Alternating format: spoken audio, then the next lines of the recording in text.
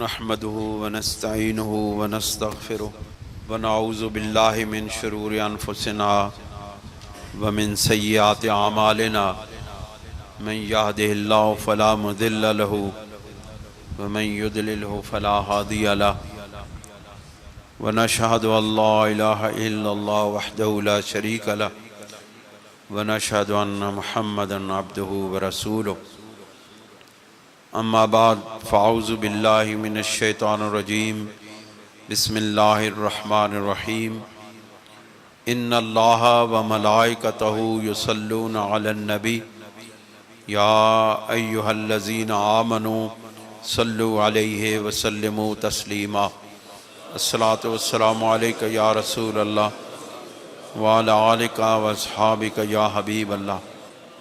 حضرات گرامی، جماعت خدا میں اہل سنت کے اس پلیٹ فارم سے مختلف مقامات پر درس قرآن مجید کا سلسلہ کئی سالوں سے جاری و ساری ہے، اور اللہ تعالیٰ کے فضل و کرم سے اور سید کونین صلی اللہ علیہ وآلہ وسلم کے کرم سے، آپ کی نگاہ کرم سے، آپ کی توجہات سے یہ سلسلہ درس قرآن مجید سورہ لقمان کی روشنی میں پیش کیا جا رہا ہے۔ آپ کو معلوم ہے کہ قرآن مجید سراسر ذکر ہے، نصیحت ہے، علم ہے، روشنی ہے، اور سب سے بڑھ کر یہ کہ میرے آقا و مولا حضور پر نور سید دو عالم صلی اللہ علیہ وسلم کی نعت ہے۔ یہ کتاب اللہ ہے، اور کتاب اللہ ذکر مصطفیٰ ہے۔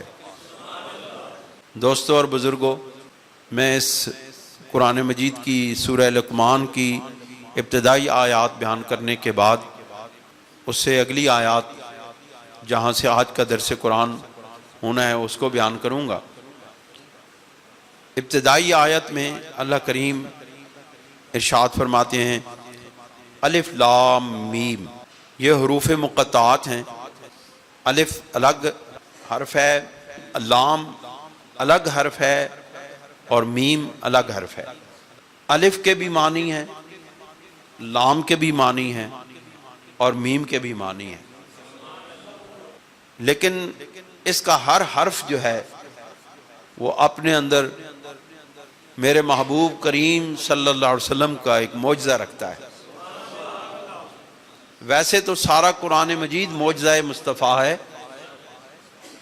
صدیاں گزر گئیں، لیکن میرے محبوب کے اس کلام جو میرے محبوب کہ قلب اطہر پر کلام الہی اترا ہے، اس کی کوئی نظیر پیش نہ کر سکا، کوئی مثال پیش نہ کر سکا، اور قیامت تک اس کے ایک حرف کی، اس کے ایک لفظ کی مثال پیش نہیں کی جا سکے گی۔ تمام دنیا کے مفسرین کرام، کتاب اللہ پر تحقیق کرنے والے لاکھوں لوگ، تفسیر قرآن کہ سمندر میں غوطہ زنی کرنے والے ہزاروں مفسرین کرام، بشمول صحابہ کرام رضوان اللہ تعالی علیہ مجمعین، تابعین، تبع تابعین، سلف صالحین، ہزاروں اولیاء اللہ، لاکھوں اولیاء اللہ کا یہ متفقن علیہ فیصلہ ہے کہ یہ جو حروف مقطعات ہیں ان کا علم صرف رب کو ہے اور اس کے محبوب کو ہے۔ آج تک ان حروف کا علم جو فیصلہ کن علم ہے وہ کوئی نہ حاصل کر سکا، جبکہ میرے مصطفیٰ کریم صلی اللہ علیہ وسلم کو علم کے ان سمندروں کی گہرائی کا، وسعت کا، اور اس کی عظمتوں کا، ایک ایک حرف کا، ایک ایک لفظ کا علم حاصل ہے۔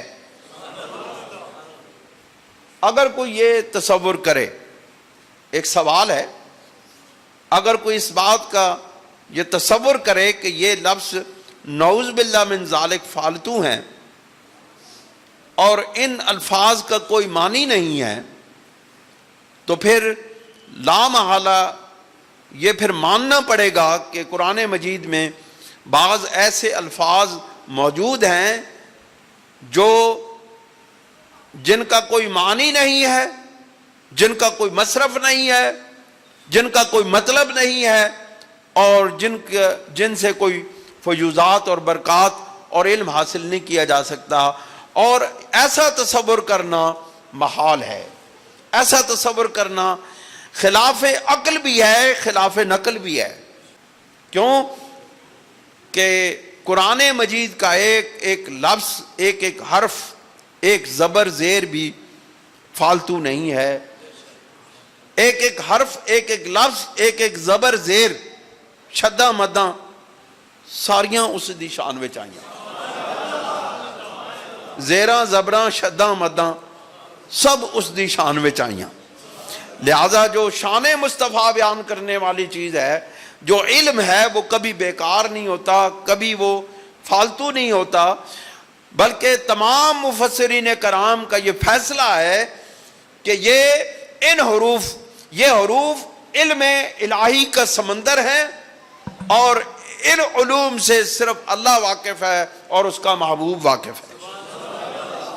لہذا یہ میرے مصطفیٰ کا معجزہ جب سے یہ قرآن مجید نازل ہوا اس وقت سے لے کر قیامت تک یہ معجزہ برقرار رہے گا۔ سارے انبیاء کے معجزے اپنے وقت کے اندر ختم ہو گئے، سارے انبیاء کے معجزے اپنے اپنے وقت کے اندر ختم ہو گئے۔ حضرت عیسیٰ علیہ السلام کسی مبروس کے، کسی برس والے کے جسم پر ہاتھ پھیرتے تھے، وہ ٹھیک ہو جاتا تھا۔ کسی اندھے کی آنکھوں پر ہاتھ پھیرتے تھے، وہ ٹھیک ہو جاتا تھا۔ کسی مٹی کے بنے ہوئے مجسمے میں پھونک مارتے تھے، وہ اڑنے لگتا تھا۔ لیکن وہ سارے معجزے حضرت عیسیٰ علیہ السلام کی حیات پاک میں تھے۔ حضرت عیسیٰ علیہ السلام کے اس دنیا سے چلے جانے کے بعد، عرش اور آسمانوں پر اٹھائے جانے کے بعد وہ معجزے ختم ہو گئے، لیکن میرے محبوب کا یہ معجزہ قیامت تک برقرار رہے گا۔ بلکہ یہ کہوں کہ میرے نبی کریم علیہ السلام کا ہر معجزہ قیامت تک برقرار رہے گا۔ اللہ کریم ارشاد فرماتے ہیں الف لام میم تلک آیات الکتاب الحکیم، یہ کتاب حکیم کی، حکمتوں بھری کتاب کی آیات ہیں۔ کون سی آیات ہیں حکمت بھری؟ اس میں کیا چیزیں ہیں؟ اس کے نشانی کیا ہے؟ ہدی و رحمت للمحسنین، یہ ہدایت بھی ہے اور رحمت بھی ہے۔ کن کے لیے؟ للمحسنین، احسان کرنے والوں کے لیے۔ اور محسنین کون ہیں؟ جن کے باطن زندہ ہوتے ہیں، جن کے باطن روشن ہوتے ہیں، جو صاحبان معرفت الہی ہوتے ہیں، جو اللہ کے ولی ہوتے ہیں، جو احسان کی منزلوں پر فائز ہوتے ہیں۔ رسول اللہ صلی اللہ علیہ وسلم سے حضرت جبرائیل علیہ السلام نے پوچھا تھا، جن کو لوگ رسول اللہ کا استاد کہتے ہیں۔ استاد کبھی شاگرد سے علم حاصل کرنے کے لیے آج تک نہیں گیا، ہمیشہ استاد سے ہی شاگرد علم حاصل کرتے ہیں۔ اگر لوگوں میں عقل ہوتی تو ان کو اتنا معلوم ہوتا کہ شبیر صاحب کے شاگرد ان سے علم حاصل کرنے کے لیے آتے ہیں، کبھی شبیر صاحب اپنے شاگرد کے پاس علم حاصل کرنے کے لیے نہیں گئے۔ دنیا کا کوئی استاد آج تک اپنے شاگرد کے پاس علم حاصل کرنے کے لیے نہیں گیا۔ جبرائیل علیہ السلام اگر رسول اللہ کے استاد ہوتے تو جبرائیل علیہ السلام آ کے سوال کرتے، یا رسول اللہ مجھے بتائیں احسان کیا ہے؟ جبرائیل کو معلوم نہ تھا کہ احسان کیا ہے۔ رسول اللہ کے بتانے کے بعد جبرائیل علیہ السلام کو ایمان کا بھی علم ہوا، اسلام کا بھی علم ہوا، احسان کا بھی علم ہوا۔ جبرائیل علیہ السلام کو رسول اللہ نے فرمایا، جبرائیل پھر سن احسان کی تعریف کیا ہے، کہ ان تعبد اللہ کانک تراہ، کہ تو اس طرح عبادت کر جس طرح تو اسے دیکھ رہا ہے۔ جبرائیل علیہ السلام، بخاری شریف کی پہلی حدیث، میاں ندیم سن ذرا، بخاری شریف کی پہلی حدیث، جبرائیل علیہ السلام رسول اللہ سے پوچھتے ہیں کہ احسان کیا ہے؟ حضرت جبرائیل علیہ السلام کو رسول اللہ فرماتے ہیں کہ انتعبد اللہ، تو اس طرح عبادت کر کے کاننا کا طرح ہو کہ جیسے تو اسے دیکھ رہا ہے۔ لوگ کہتے ہیں رسول اللہ نے معراج میں رب ذوالجلال کو نہیں دیکھا، رسول اللہ کہتے ہیں میرے محبوب میرے غلام اس دنیا میں اس طرح عبادت کرتے ہیں کہ وہ یہاں زمین پر بیٹھے ہوئی رب کو دیکھ لیتے ہیں۔ میاں ندیم صاحب کہہ رہے تھے آتے ہوئے فیصلہ آباد سے کہ لوگ کہتے ہیں، ان سے کوئی سوال کرتا ہے کہ رسول اللہ نے شب معراج کو اللہ رب العزت کا دیدار نہیں کیا۔ میں نے ابھی یہ بات ذہن میں آئی ہے کہ لوگوں تم تو رسول اللہ کی شب معراج کے دیدار کا انکار کرتے ہو، ذرا رسول اللہ کی اس حدیث پاک کا جو بخاری نے پہلی حدیث جو بخاری شریف کی بیان کی ہے، ذرا کتاب الایمان اٹھا کے دیکھو۔ اللہ رب العزت کے محبوب فرماتے ہیں انتعبد اللہ کانک تراہ فإن لم تکن تراہ فإنہ یراک، اگر تم اتنی طاقت نہیں رکھتے کہ اسے نہ دیکھ سکو تو کم از کم اتنا ایمان تو دیکھو کہ وہ تجھے دیکھ رہا ہے۔ لوگ کہتے ہیں رسول اللہ نے خدا کو نہیں دیکھا، رسول اللہ کے غلام اس زمین پر بیٹھ کے اس کو دیکھ لیتے ہیں۔ کیوں ندیم؟ بات بنے کہ نہیں؟ ہو گیا معاملہ حال انشاءاللہ۔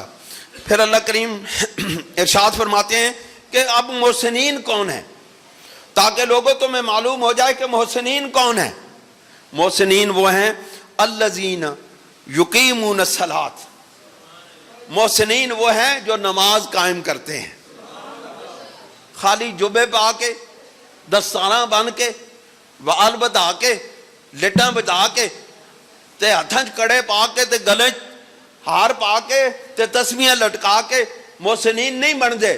الذین یقیمون الصلاۃ، محسنین کی نشانی یہ ہے کہ وہ نماز قائم کرتے ہیں۔ اور نماز قائم کرنا کیا ہے؟